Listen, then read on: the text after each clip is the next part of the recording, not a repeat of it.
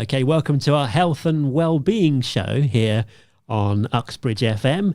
And it's a big welcome today to Keeley Taverner. Hi, Keeley. Hey. From Key4Change. Indeed, my name's Keeley Taverner. I'm a psychotherapist. I'm passionate about helping people to understand their intimate relationships dilemmas in order to break unhelpful cycles so they can move on with their life. And we are chatting about, because it's New Year, a new year, new me. Indeed, new year, new me. It's that time of year when... Any tips? Well, it's that time of year when there's, I just breezed through Primark yesterday and I saw all the gym clothes at the front door and I thought, yeah, that's a message, isn't it? Like, you're supposed to be getting fit, we're supposed to be losing weight. And I thought how interesting the kind of pressure that there is to make changes, but also that it is a helpful time, being that it is a new year. So if anybody wants to pick up a few tips maybe on, they've got a new project coming up and they want some tips on how to launch it or a new idea or a new business, what are you going to say? Start small? I think starting small is always of the utmost importance because, if I want to wear a size 8 at Bognor Regis this year when I go to Butlins, I need to start to think about what are the small steps in between achieving that goal that are going to assist me. Because, as I say to people, you can't eat a whole cow, but you can eat a burger. Yes. Starting small is important because it gives us small wins, and small wins helps us feel like we're on the way, we're making tractions. So start small, people. It's ticking boxes, isn't it, down your list of things to do. If you get the first one ticked, then it's like, oh yeah, the journey's started. Exactly. We're on the way. And I think you also have to work out, there can be generic messages about this time of year and changing, but it's a bit like I try to make myself go to the gym at least 3 times a week. That's good. It's not bad. What is the best part for me? The best part for me is when I shower and leave the gym. I like that feeling. Yeah. Of got that. So you also have to work out, how is your reward system? What gives you the motivate? What makes you feel good within working towards that goal? Because if it's just sacrifice, delayed gratification, that can also be a factor in terms of why we give up, we drop off, because we don't get any juice back. We don't get any something that is like, I enjoy that. That's why I really enjoy I don't enjoy sitting on the machine for 45 minutes. It's not always the greatest, it doesn't always elevate me, but I enjoy the process of leaving and then going to my office and being like, I feel like, I've the endorphins have done their thing. There you go. So your sort of daily routine, you've got some therapy rooms around the corner in Uxbridge here. What sort of people are you seeing every day?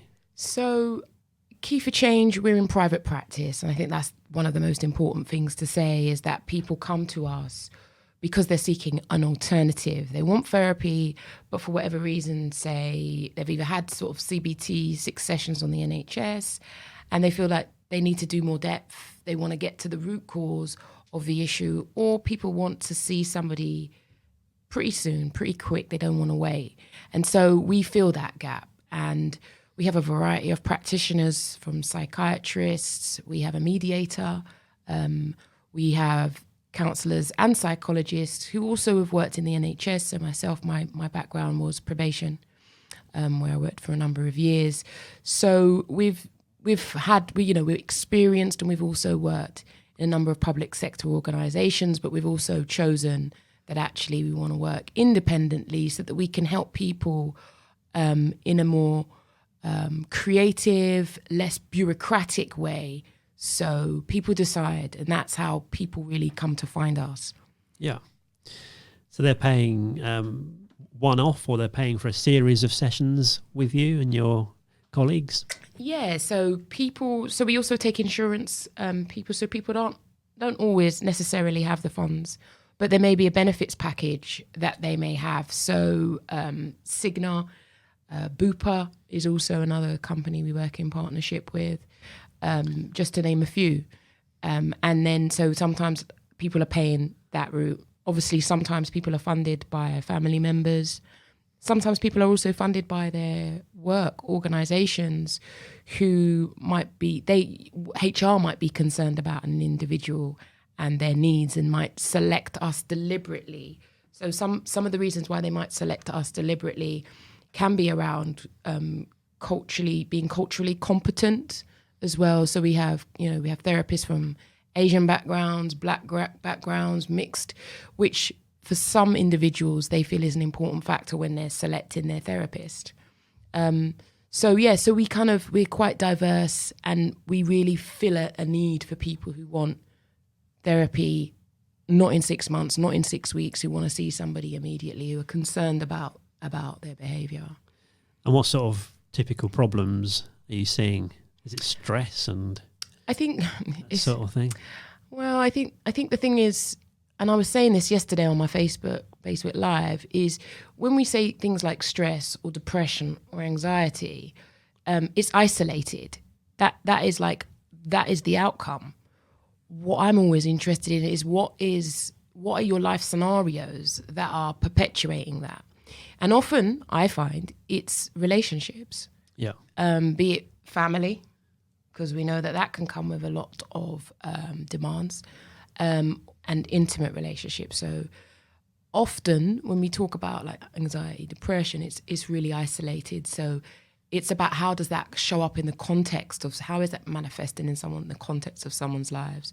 So yes, so stress, anxiety, depression are what clients turn up for, and they present, but then it's about the context of their lives.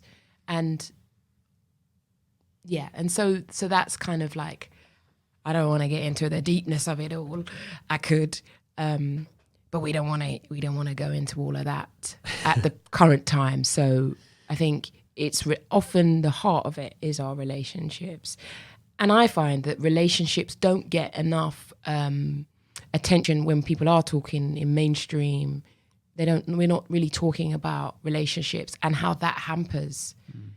Because if someone's depressed, it's highly likely often that we could be a yes person, that we say yes, or we've got family pressures that mean that we dishonor ourselves in order to please, or there might be sanctions should we not please. So we need to kind of like give that the context and then empower people in a way that's safe, because we have to be careful, because if you start finding your voice and you're sanctioned, we don't want to leave people in an unsafe position. No. So it's about being wise as well. Yeah. And what sort of solutions then are you finding for people? I mean, you're talking in these treatment rooms. Mm-hmm. How is that? Give us an example of how that's going to cure someone. Not cure. Ooh, see, that's a funny word, isn't it? Cure. Yeah, and treatment. Help them. Treatment, I think even that. So some of those words come from the medical model of human suffering. And as a person-centered humanistic psychotherapist, I think I believe that people have the answers in them. However, they've learnt to distrust themselves. So I'm always trying to elicit the answers from individuals, because people will know what's best for them. We usually know. Yeah. But for whatever reason, we're not able to honor that or even bring that into our awareness, because sometimes there's so much external noise. So I think one of the ways that I specifically work, and not all practitioners at Key4Change work the way that I do, is that I work in a way where I'm open to what emerges in the therapy room. I don't have the answers for people. Yes, I know a great deal about human suffering, and I know a lot about human healing. What I fundamentally believe is that the more authentic we can become is the more that depression and anxiety are relieved by authenticity. And so I'm always curious about what dream is it that someone's given up on to people please? What is it about if they want to play the banjo, but they weren't allowed to play the banjo because they had to do advanced maths? I'm about, okay, so maybe you need to do some adult classes on playing the banjo. Yeah. So in some instances, it's almost like people need permission to say yes to themselves. And I'm an advocate. I'm an advocate of that. So it's a real magical experience in terms of what people discover about themselves, you know, and how fundamentally pain can be turned into purpose. Yeah. And that's my personal philosophy, and that's my personal story about how I've turned pain of being in a narcissistic one-way relationship into my purpose. And so people who tend to seek me out at Key4Change are usually coming because they're familiar with my story, it resonates with them, and they want to learn, like, ooh, it's that question, like, ooh, who am I? What might I discover about myself? On that, just give us a little bit of a background then on your history. I know you mentioned you were a cashier at IKEA. That probably wasn't the highlight of your CV. But probably gave you an eye-opening experience into the public, how to serve the public. Well, in IKEA back in the 90s, it was no joke because there wasn't so many other branches around, so it was serious, especially when people would get to the till and they hadn't picked up the wardrobe and expected that we would do that.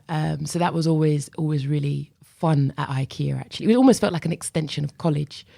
So I was at IKEA for 10 years in Neasden, and I grew up on the local estate next door, which is St. Raph's Estate. Yeah.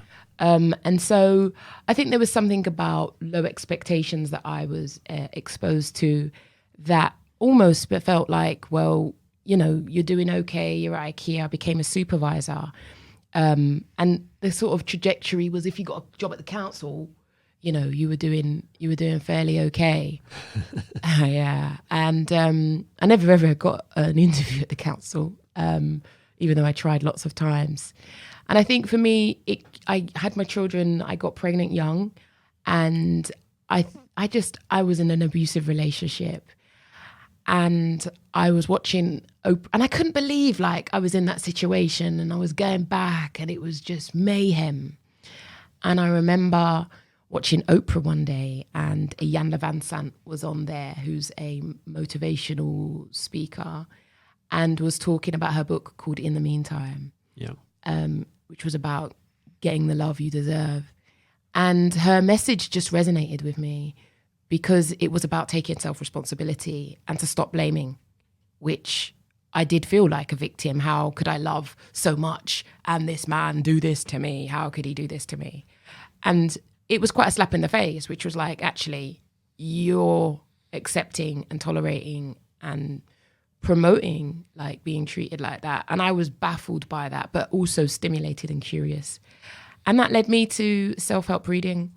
And self-help reading led me to go back to college. So I did an access course. I did an access course at Stanmore, Access to Social Sciences, which then took me into applying to Brunel to do a degree in psychology, where I got rejected because I didn't have maths GCSE. No. Can you believe that? Yeah, so I was like trying to move forward with my life, but being penalised for mucking about in maths back in the day. So I literally begged them, and I still have the letter I wrote to them, begging them to let me in. I told them I'd get a maths tutor.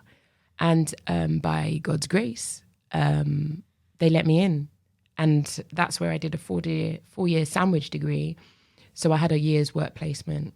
And I think the beautiful thing about the work placement was that I could see that my career was going to shift, because now I'm volunteering. I volunteered at Wormwood Scrubs, and I also volunteered for an alcohol service, and it just was what I needed to feel like I was going to get out of that checkout line. Yeah. So probably some interesting experiences in the prison. You couldn't write it. No 2 days were ever the same. And that's just the staff politics before you even get out onto the wings. Like, it it's a world within a world, prison. Yeah. And the people who get it are really the prisoners and the staff. And so, you know, the outside world are not privy to that.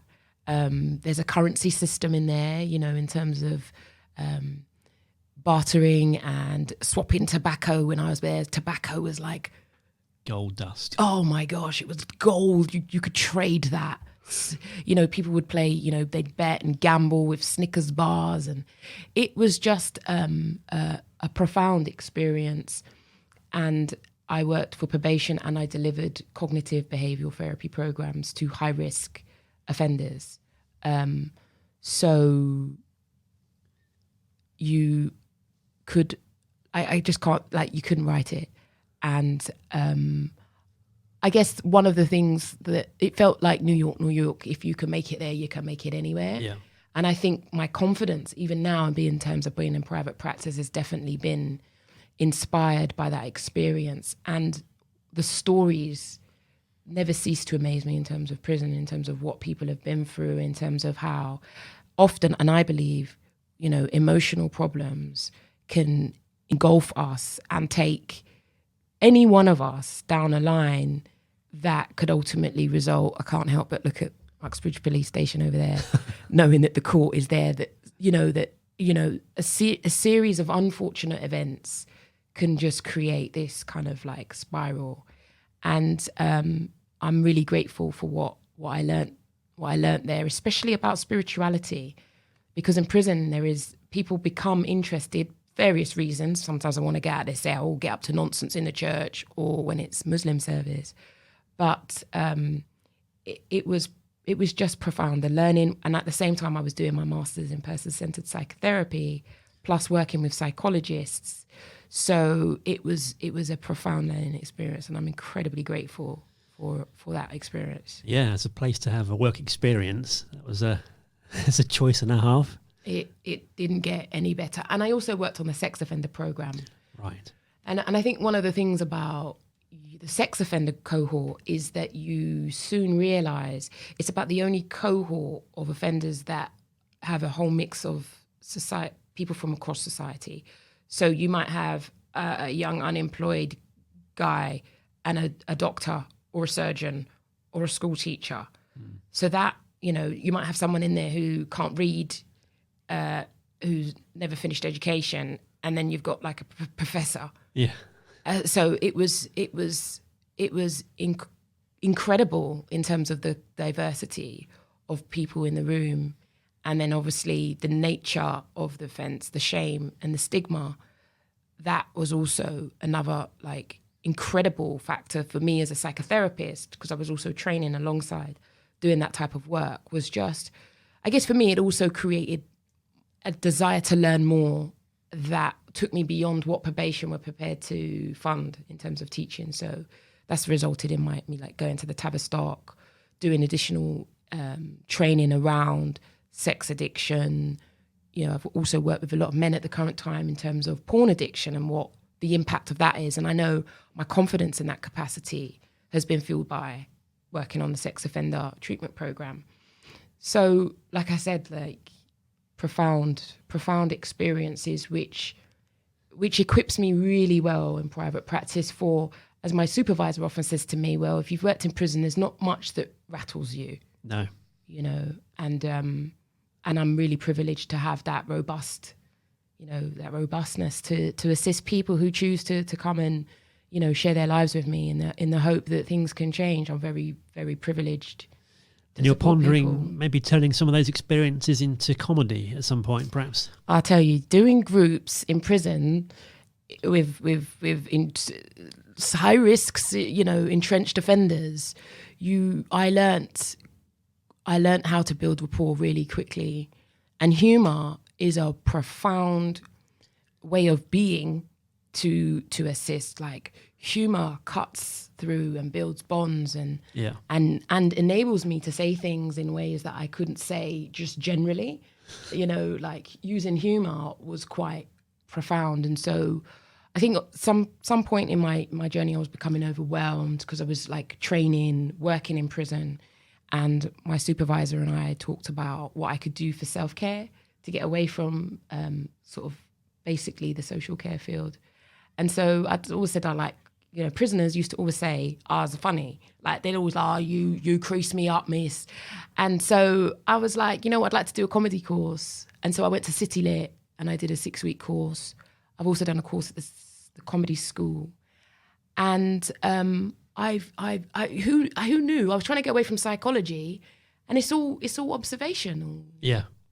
So I do that all the time because because it's what I've done for years. So it's like I was trying to get away from, have a break, and realize the transferable skills I have were very helpful because I notice minutiae behavior. Yeah. So And it's all talking, isn't it, at the end of the day? it is. So any local comedy promoters around that are listening, if you want to offer Keeley a little, That would be lovely. I want to get back, because I want to reach more people.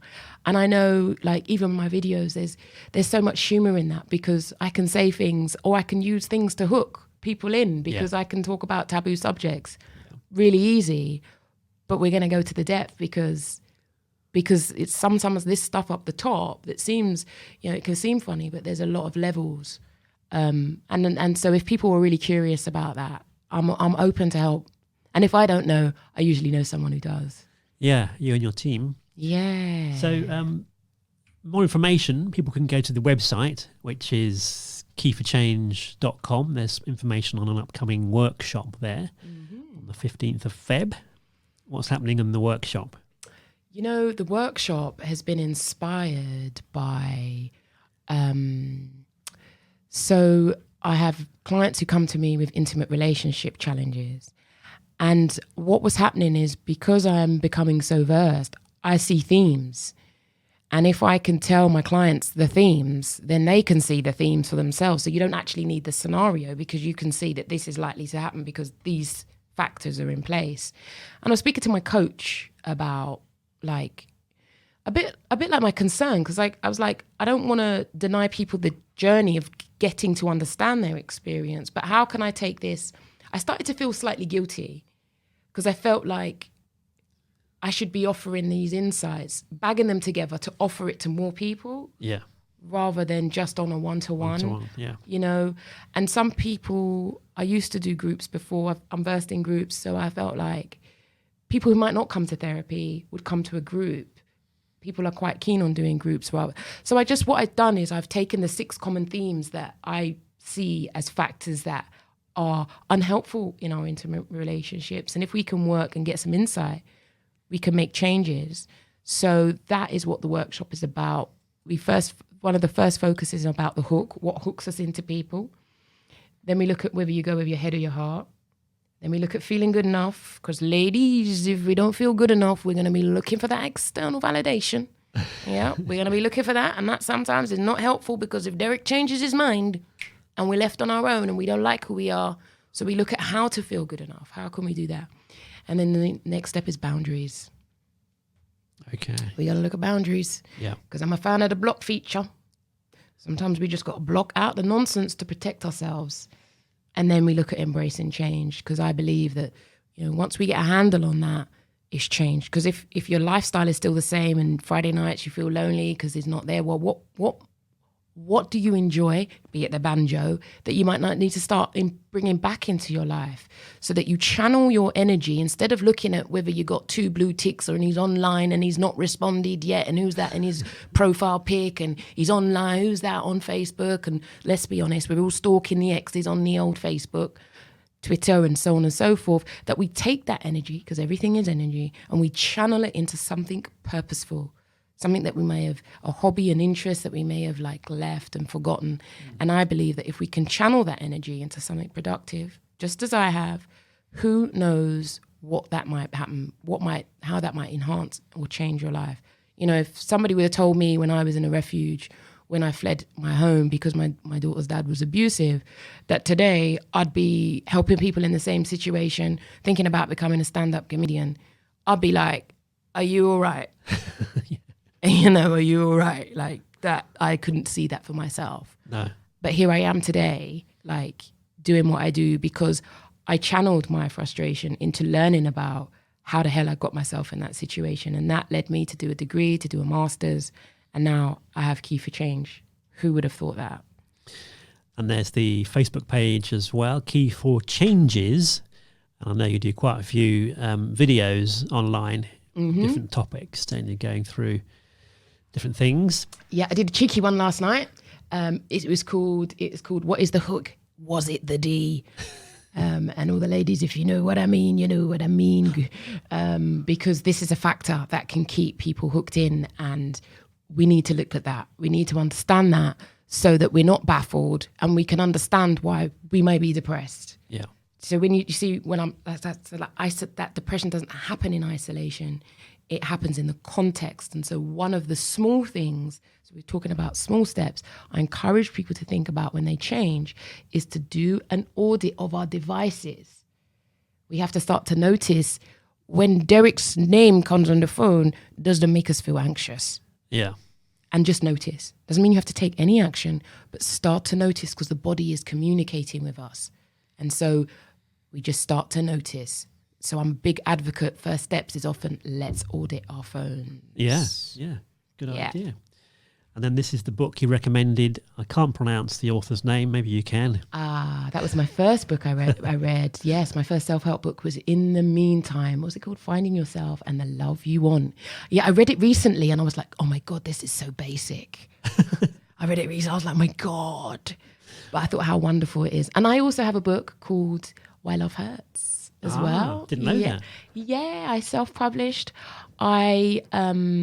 That also came from working with my coach who wanted me to start planning more. She was like, Keeley, you need to have a plan. And the plan just turned out to be 12 chapters. And when I was trying to write out a plan for these 12 chapters, these 12 topics, I was trying to write a plan. I was like, boss, I've written about 5 pages. And she's like, well, that'd be the start of your book. And that's where that came from, which was that it just kind of organically emerged in a way that I hadn't planned. So I am someone who is very intuitive and I know my strengths, but I also know my deficits. And so planning isn't one of my strengths. So what I did was I had a coach to help me to bring the book to life. So my coach then was Nat Lou, who is very structured. So I always have the opposite to me. I always have coaches who are very structured and very like, can I say anal? Yeah. I need that. I need them. They're very detailed. And so if it wasn't for her, it would have just stayed on the laptop. And so, so that's another kind of like, so I also, it also helps me to have, I've got lots of different things that happen. So I have workbooks as well. And now I have books. So, sometimes if someone might not be able to afford to work with me, I'll encourage them to start reading. I'll encourage people if they can't afford to work with me on a one-to-one, it'll be like, oh, well, let's come to the workshop. Or let's do a coaching program. So there are lots of ways to help people. And one of the reasons why I want to do one-to-many more, to inspire people, to get them to think. I'm really passionate about helping people to think about their choices. Yeah. Well, thank you very much for coming in today. Talk about New Year, New Me. Oh, yeah, we did. Start small. I think somewhere on the way we chatted about New Year, New Me. We did, and we need to audit our phones as well. Yes. As we do our New Year, New Me. Yeah, lots and lots of apps on there that probably haven't been used for years and years. Mm-hmm. Flashing away. Yeah, and we got to look at who we're following on social media, because if she's got a double D and a big booty and that makes you feel inadequate because you're a B, we got to work out that maybe we need to unfollow.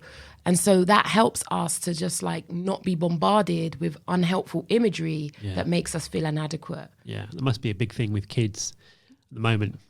I think people think it's kids.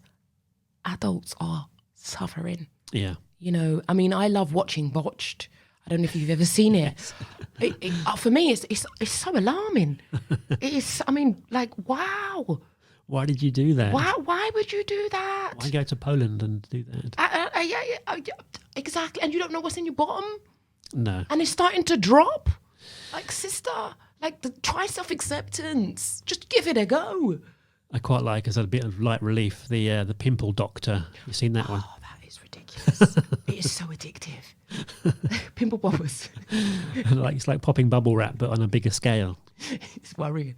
Put that on your timeline. That don't make us feel inadequate. That makes us feel so great, because you feel like, thank God I don't have a boil like that. That's the kind of content we need to follow.